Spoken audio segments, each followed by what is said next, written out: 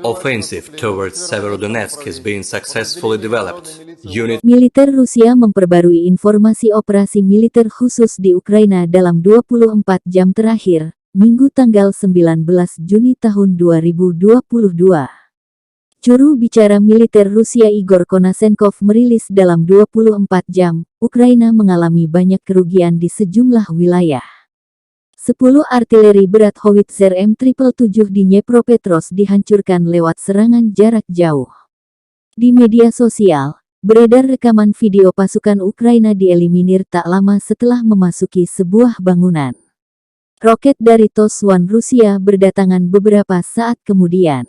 Lokasi di Kharkov Utara. Rudal jarak jauh presisi tinggi kaliber menghancurkan 10 howitzer M777 155 mm dan hingga 20 kendaraan tempur lapis baja yang dikirim oleh Barat ke rezim Kiev selama 10 hari terakhir yang berlokasi di pabrik transformator di Nikolaev, kata Igor Konashenkov dikutip Tribun Timur hari ini.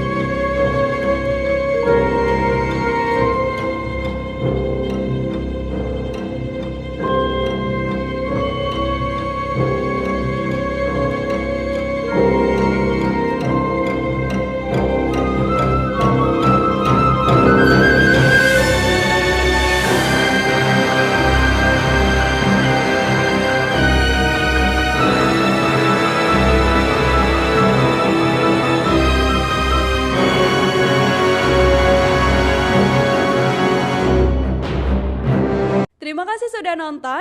Jangan lupa like, subscribe, dan share ya.